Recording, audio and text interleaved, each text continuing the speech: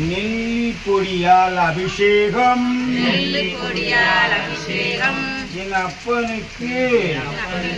காண்பதற்கு நாங்கள் புண்ணியம் செய்தோம் ஐயா சிவனையா